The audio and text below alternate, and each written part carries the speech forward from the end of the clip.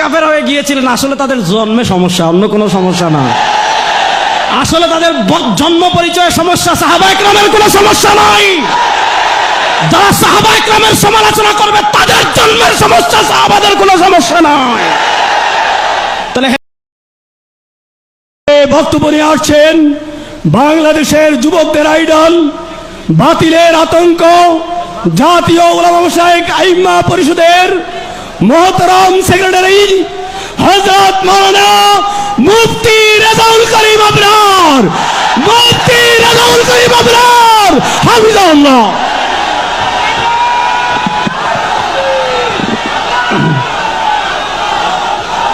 আসসালামু আলাইকুম ওয়া রাহমাতুল্লাহি ওয়া বারাকাতুহু।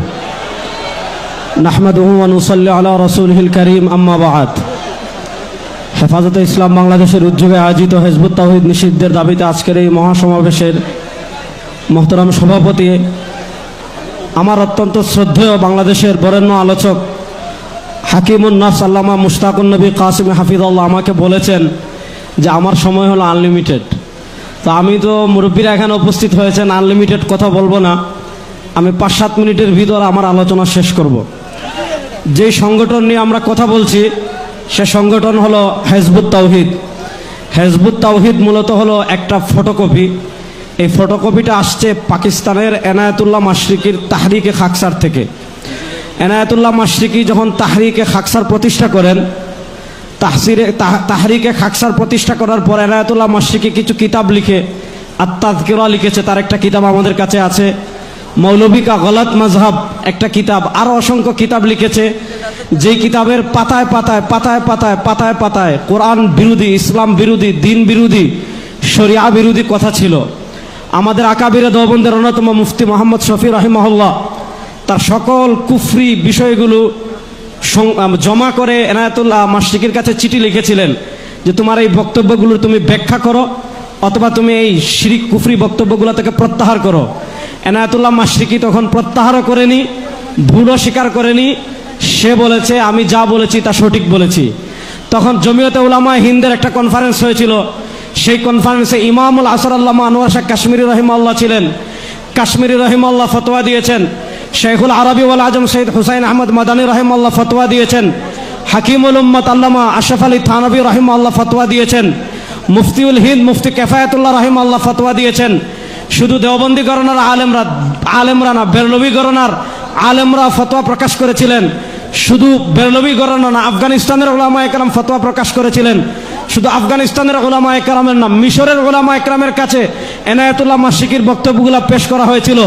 সারা পৃথিবীর উলামায়ে কেরাম ঐক্যবদ্ধ ফতোয়া দিয়েছিলেন যে এনায়েতুল্লাহ মাশরিকি যে বিষয়গুলো বলেছে, লিখেছে, এই বিষয়গুলো যারা বিশ্বাস করবে, ধারণ করবে, ইসলামে থাকার কোনো সুযোগ নাই, সাথে সাথে ইসলাম থেকে বের হয়ে যাবে। ওই এনায়েতুল্লাহ মাশরিকির শিষ্য ছিল বাজিদ খান পন্নী। তো বাজিদ খান পন্নী তার নিজের কোনো গবেষণা নেই। সে কি করেছে, ওই এনায়েতুল্লাহ মাশরিকির আত-তাযকিরা থেকে, এনায়েতুল্লাহ মাশরিকির মৌলভী কা গলত মাযহাব, এ সকল বই থেকে কপি পেস্ট করে সে যা বই লিখেছে এগুলাই যোগ করেছে। আমি 2-4টা প্রথমে আকীদা বলি, তারপর হিজবুত তাওহীদকে নিষিদ্ধ করার কথা কেন সেটার একটা যুক্তি দিয়ে আমি আলোচনা শেষ করব। হিজবুত তাওহীদের সবচেয়ে ভয়ঙ্কর যে জঘন্য আকীদা সেটা হলো, হিজবুত তাওহীদের কথা হলো রাসূলুল্লাহ ইসলামের ইন্তেকালের 60-70 বছর পরে পৃথিবীতে ইসলাম বিকৃত হয়ে গিয়েছিল। ইসলাম বলে পৃথিবীতে 1400 বছর আর কিছু ছিল না। মুমিন মুসলিম বলে পৃথিবীতে আর কেউ ছিল না। ওই 1400 বছরে যা ছিল সব নকল ইসলাম। আর 1400 বছর পরে ইলহামের মাধ্যমে, মুজিজার মাধ্যমে বাজিদ খান পন্নী ওই মরা ইসলামকে আবার জিন্দা করছে। দেখেন, আমার কাছে একটা বই আছে, এ বইয়ের নাম হলো ইসলামের প্রকৃত রূপরেখা। এ বই লিখেছেন ইমামুজ্জামান বাজিদ খান পন্নী। এ বই থেকে 48 নম্বর পৃষ্ঠা থেকে আমি একটা বক্তব্য পড়ে শোনাই আপনাদের। এই বইয়ের 48 নম্বর পৃষ্ঠায় আপনার এনায়েতুল্লাহ বাজিদ খান পন্নী লিখেছেন, দুর্ভাগ্যবশত বিশ্বনবীর ওফাতের 60-70 বছর পর ইবলিস এই উম্মার আকীদায় বিকৃতি ঢুকিয়ে দিতে সমর্থ হলো, যার ফলে এই জাতি আল্লাহর রাস্তায় জিহাদ ও 5 দফা কর্মসূচি দুটোই ত্যাগ করে ইসলাম ও উম্মতে মুহাম্মদী দুটো থেকেই বহিষ্কৃত হয়ে গেল। অর্থাৎ রাসূলুল্লাহ সাল্লাল্লাহু আলাইহি ওয়াসাল্লামের ইন্তেকালের 60-70 বছর পর পর্যন্ত যারা ছিল তারা মোমেন মুসলিম ছিল। 60-70 বছর পর পৃথিবীতে যারা ছিল সব ইসলাম এবং মুমিন দুইটা থেকে বহিষ্কার হয়ে গিয়েছে। এবার একটা ভয়ঙ্কর তথ্য আমি আপনাদেরকে বলি। রাসূলুল্লাহ সাল্লাল্লাহু আলাইহি সাল্লাম ইন্তেকাল করেছেন কত হিজরিতে? 11 হিজরিতে। আর বাইজিদ খান পন্নীর ভাষ্যমতে 60-70 বছর পর্যন্ত ইসলাম ছিল। ধরলাম 70 বছর, তাহলে 70 আর 11 81 বছর, অর্থাৎ 81 হিজরি পর্যন্ত ইসলাম ছিল। 81 হিজরির পরে ইসলামও ছিল না, মুমিনও ছিল না, মুসলিমও ছিল না। 81 হিজরির পরে যারা সব কাফের। এবার আসেন 81 হিজরি থেকে 110 হিজরি পর্যন্ত সর্বশেষ সাহাবী ইন্তেকাল করেছিলেন কত হিজরিতে? 110 হিজরিতে। হিজবুত তাওহীদের আকীদা হলো 80 হিজরি থেকে নিয়ে 110 হিজরি পর্যন্ত যে শত শত সাহাবী, আল্লাহর রাসূল সাল্লাল্লাহু আলাইহি ওয়াসাল্লামের সোহবত প্রাপ্ত যত সাহাবী, হিজবুত তাওহীদের আকীদা হলো 80 হিজরির আগের সাহাবীরা ঠিক ছিলেন, আর 80 হিজরির আকীদার পরে 80 হিজরি থেকে 110 হিজরি পর্যন্ত যত সাহাবী ছিলেন সব সাহাবী কাফের হয়ে গিয়েছিলেন। আমরা বলি সব সাহাবা ইকরামের ঈমান ঠিক ছিল। যারা বলবে সাহাবা ইকরাম কাফের হয়ে গিয়েছিলেন, আসলে তাদের জন্মে সমস্যা, অন্য কোনো সমস্যা না। আসলে তাদের জন্ম পরিচয় সমস্যা, সাহাবা ইকরামের কোনো সমস্যা নাই।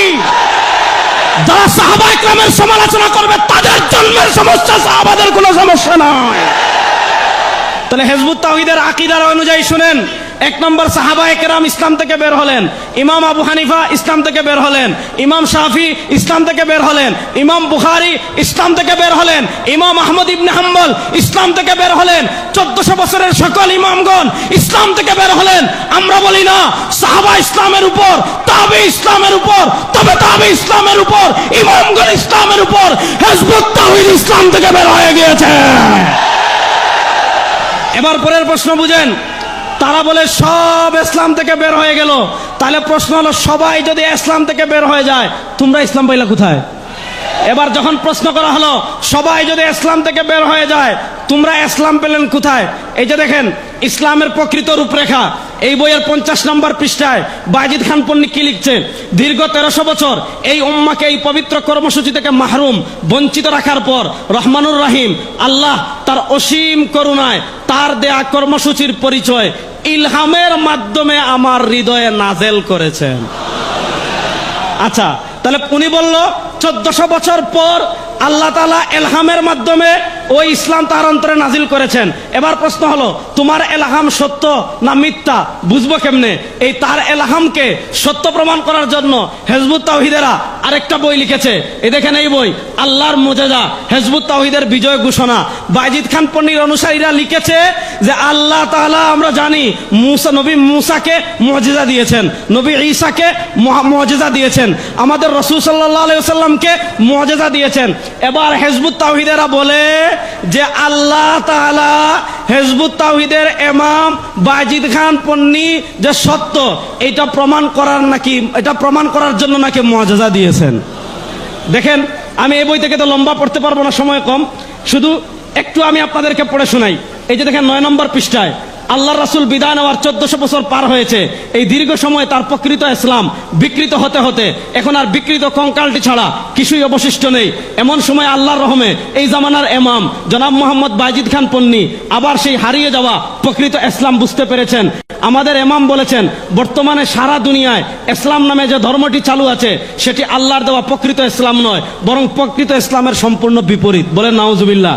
আচ্ছা, এখন তাদের ইসলাম যে সত্য লিখছে, তাই গত 2 ফেব্রুয়ারি 2008 তারিখে হিজবুত তাওহীদ তার ইমামকে সত্যায়ন করার জন্য আল্লাহ নিজে 10 মিনিট 9 সেকেন্ডের মধ্যে অন্তত 8টি মুজিজা সংগঠিত করলেন। আচ্ছা, এখন আপনি বলতে পারেন যে আল্লাহ তাআলা এমন 8টি মুজিজা কি সংগঠিত করলেন? 8টা তো আর মুজিজা আমি বলতে পারবো না, শুধু একটা মুজিজা পড়ে শোনাই। মুজিজা নাম্বার 1, হিজবুত তাওহীদের ইমাম মোহাম্মদ বাইজিদ খান পন্নী আমাদের যাত্রাবাড়ির একটা বিল্ডিং এর উপর বক্তৃতা দিচ্ছিলেন। ওই তিনি 8 মিনিট বক্তৃতা দিয়েছেন, 14 মিনিট না কত মিনিট বক্তৃতা দিয়েছেন। এই 14 মিনিটের 1 নম্বর মুজিজা, ইমামুজ্জামানের ভাষণ আরম্ভ হওয়ার মুহূর্ত থেকে চারিদিকে এক উদ্ভুত পিনপতন নীরবতা, নিস্তব্ধতা নেমে এলো। মনে হচ্ছিল পৃথিবীর সমস্ত শব্দ থেমে গিয়েছে, কোথাও সামান্য শব্দ নেই। অর্থাৎ 1 নম্বর মুজিজা, ইমামুজ্জামান বক্তৃতা দেওয়ার আগে মানুষ কথাবার্তা বলছিল। ইমামুজ্জামান যখন বক্তৃতা দেওয়া শুরু করেছেন তখন পরিবেশ একেবারে চুপ হয়ে গেছে। এটা হলো 1 নম্বর মুজিজা। তাহলে এরকম মর্যাদা তো আমাদের গিয়াসউদ্দিন তাহিরি সাহেবের হয়েছিল, আর এরকম মর্যাদা তো এখানে হয়ে গিয়েছে, কারণ আমি বক্তৃতা দিচ্ছি, পরিবেশ তো একদম চুপ, কোনো আওয়াজ নাই। আচ্ছা বলেন, এটা মর্যাদা নাকি তামাশা? আর 2 নম্বর মর্যাদা, ইমামের ভাষণ আরম্ভের একটু আগ পর্যন্ত আমাদের সেই লাউড স্পিকার দুটির শব্দ ছিল অস্পষ্ট, খুব খেয়াল করে বোঝা হচ্ছিল, কারণ সাউন্ড সিস্টেমটা ছিল অনেক পুরানো।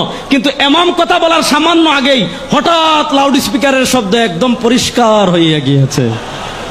আচ্ছা বলেন, এগুলাকে মুজিজা না তামাশা? আচ্ছা এখানে আপনারা বলেন, মুজিজা আসে কার উপর? নবীদের উপর। দুনিয়ার কোন মানুষ, শুনেন, দুনিয়ার যত বড় বলি, তিনি যদি বলে আমার উপর মুজিজা আসছে, যদি কোনো মানুষ নবী ছাড়া অন্য কেউ মুজিজা দাবি করে, আপনারা ফতোয়া দেন সে মুসলমান না কাফের? জোরে বলেন, সে মুসলমান না কাফের? তাহলে এবার বলেন যে হিজবুত তাওহীদ বলল আল্লাহর পক্ষ থেকে মুজিজা আসছে, নবী ছাড়া যাদের উপর মুজিজা আছে এরা মুসলমান থাকতে পারে না, ইসলামের সীমায় থাকতে পারে না। এবার আসলে আমি শেষ পয়েন্টে 2টা কথা বলে বিদায় নেব। বাংলাদেশে তো কাফেরদের অনেক সংগঠন আছে, আমরা তো ইহুদিদেরকে নিষিদ্ধ করার কথা বলি না। ইহুদিরা তাদের ধর্ম তাদের মতো পালন করবে, খ্রিস্টানরা তাদের ধর্ম তাদের মতো পালন করে। আমরা কাদিয়ানীদেরকে কাফের ঘোষণার কথা বলি, আর হিজবুত তাওহীদকে নিষিদ্ধ করার কথা বলি। হিজবুত তাওহীদকে নিষিদ্ধ করার কথা কেন বলি? কারণ হিজবুত তাওহীদ হলো জঙ্গি সংগঠন। আমি বাংলাদেশের মাননীয় প্রধানমন্ত্রী তারেক রহমান সাহেব আপনার দৃষ্টি আকর্ষণ করছি, হিজবুত তাওহীদের ফতোয়া অনুযায়ী আপনিও মুসলিম না। আমাদের মাননীয় স্বরাষ্ট্রমন্ত্রী আপনার দৃষ্টি আকর্ষণ করছি, হিজবুত তাওহীদের ফতোয়া অনুযায়ী আপনিও মুমিন না। আমাদের এমপি সাহেব এখানে বসে আছেন, কোথায় আসছিলেন আমি শুনেছিলাম, হিজবুত তাওহীদের ফতোয়া অনুযায়ী উনিও মুসলিম না। আমাদের নোয়াখালীর ডিসি তিনিও মুসলিম না। হিজবুত তাওহীদের ফতোয়া অনুযায়ী বাংলাদেশের আইন শৃঙ্খলা বাহিনীর কেউ মুসলিম না, সবাই কাফের। বলবেন হুজুর এটা কেন বললেন? এই যে দেখেন, এই বইয়ের নাম ইসলামের প্রকৃত সালা। ইসলামের প্রকৃত সালা, এই বই থেকে আমি একটা বক্তব্য পড়ে শোনাই।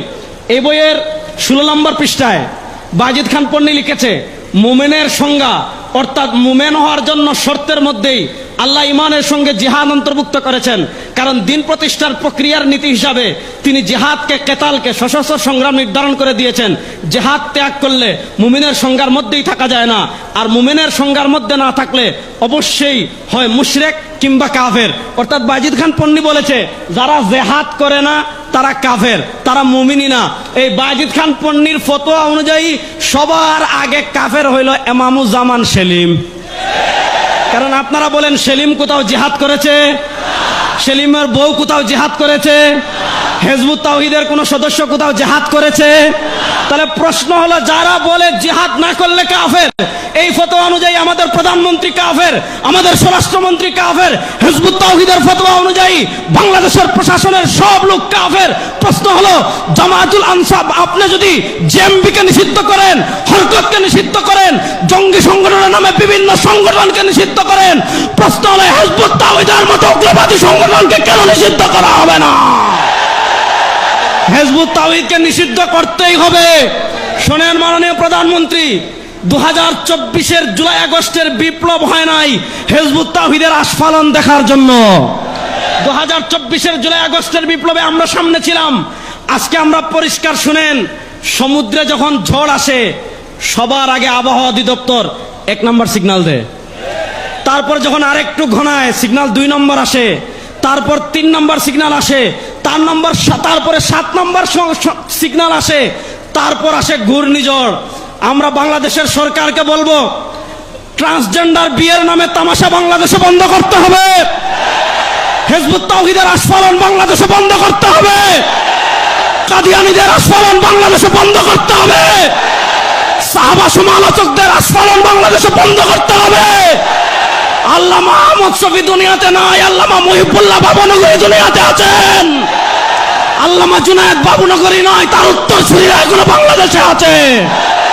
আজকে নোয়াখালীতে আল্লামা মুশতাকুন নবী সহ নোয়াখালীর উলামা ইকরামের নেতৃত্বে সিগন্যাল নাম্বার 1, তারপরে আসবে সিগন্যাল নাম্বার 2, তারপর আসবে ইনশাআল্লাহ ঘূর্ণিঝড়।